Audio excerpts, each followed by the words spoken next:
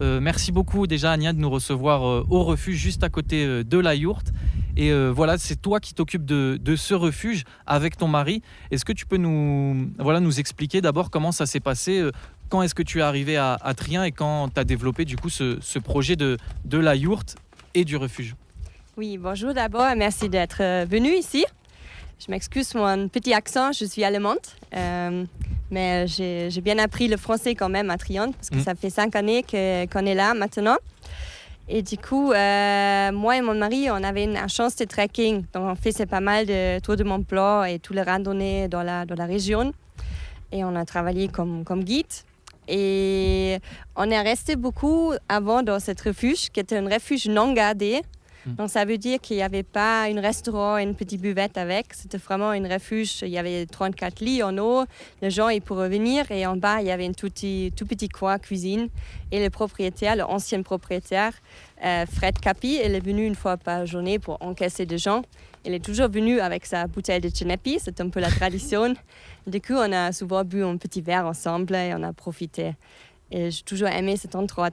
Et après, on a des idées, comme mon mari il est suisse. Nous, on a habité à Chamonix 4 années avant. On a décidé de déménager à Trient. Que tout le monde dit que c'est un peu un trou, il n'y a pas le soleil.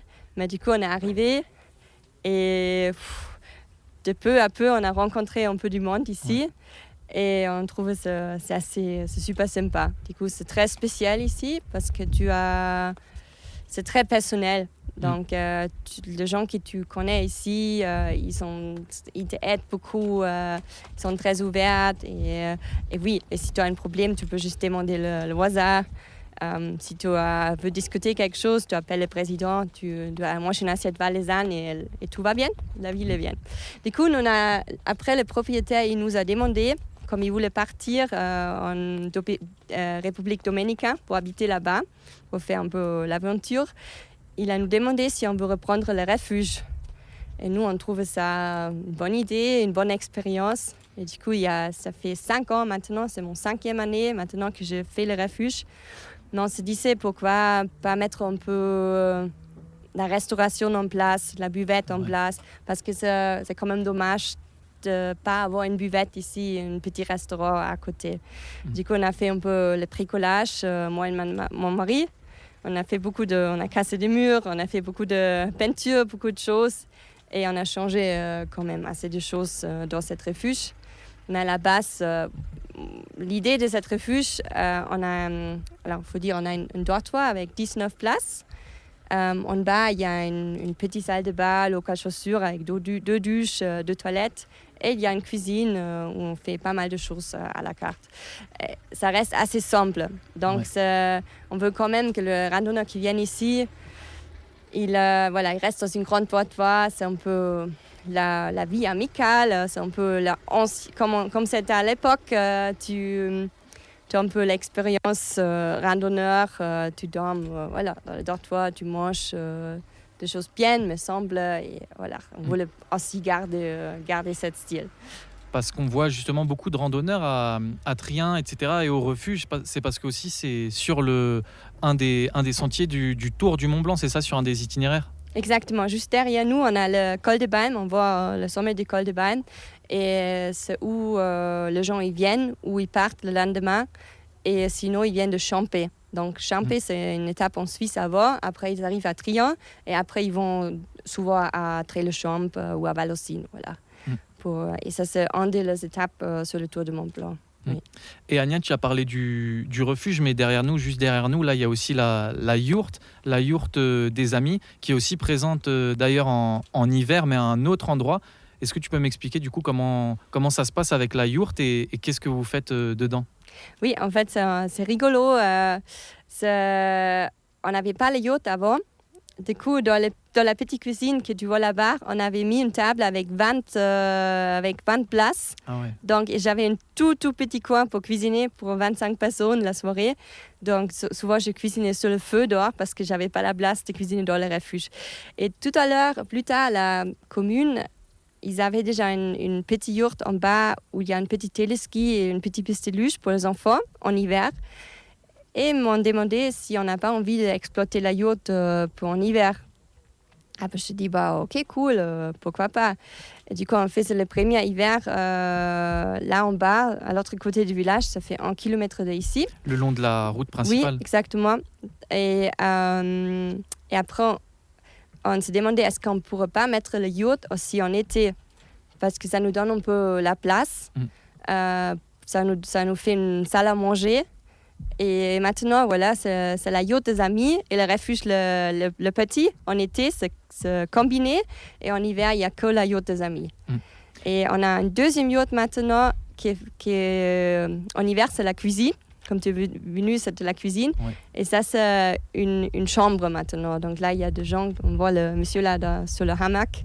Là, il y a 4 lits aussi dedans pour dormir. Et justement, quand j'étais venu vous voir en hiver, Trien, c'est bien différent. L'hiver, il n'y a pas énormément de monde qui y vit.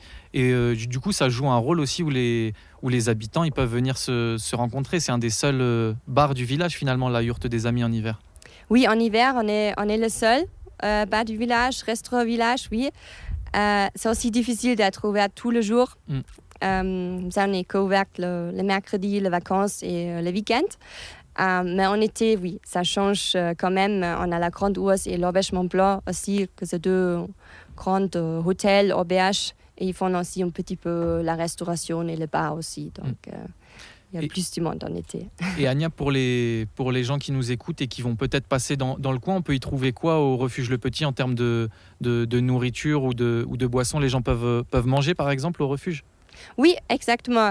Donc, on est ouverte 4 fois par semaine à midi. Ça veut dire mercredi, vendredi, samedi, dimanche. Et on a un bon choix de plats. Donc, on n'utilise que la viande locale. On a la bonne viande ici. On a aussi des produits de la ferme à côté. Et voilà, on a notre spécialité, c'est par exemple la salade chèvre avec des figues et de chèvre de la ferme. Et on a aussi de bons burgers faits maison. Voilà. Donc, au-delà du Tour du Mont Blanc, Ania, c'est aussi le départ de nombreuses randonnées ici. Donc, est-ce que tu peux nous en conseiller une en famille ? Alors, une randonnée facile et super jolie, c'est la Biste Triante. Et moi, je conseille fortement de faire tout le boucle. Parce que la Biste Triante, il y a beaucoup de gens qui s'arrêtent à la Forclaz. Ils font aller-retour de la Biste parce que c'est plein, il ne faut pas trop monter. Mais ça vaut vraiment la peine de descendre à Triante, de visiter la ferme. Il y a un petit magasin self-service. Il y a l'école de Triante, magnifique, jolie décoration. Et tout le monde à Triante fait aussi l'effort de faire un peu le jardin, le potage. Donc, c'est quand même, ça vaut la peine de remonter à la Forclaz après. Ça fait que 200 mètres de dénivelé de remonter après. Donc, moi, je conseille ça en famille. Vous pouvez aller presque jusqu'à les glaciers de Triante et c'est pas trop difficile. Et après, si vous voulez une randonnée un peu plus sportive, bien sûr, il y a le Tour de Mont Blanc. Mais qu'est-ce que je trouve magnifique à Triante, on peut être toujours toute seule dans la montagne. Donc, si on reste pas sur le sentier Tour de Mont Blanc, on monte là derrière à Le Cep. On est tout tranquille, on voit personne et c'est très magnifique. On voit le lac d'Emosson. Il y a même des loups là-bas maintenant. Donc, wow. Et c'est une randonnée de combien de temps? Ça, au départ d'ici. Voilà, il y a une randonnée que j'aime bien faire, c'est un peu sauvage. Vous montez à Le Cep, vous redescendez à Le Cheur et vous revenez ici. C'est un sentier qui n'est pas trop bien marqué pour revenir ici à Triante. Qui est super sauvage. Ça fait une boucle de 4-5 heures, je dirais. Oui. Ok. Merci beaucoup, Ania.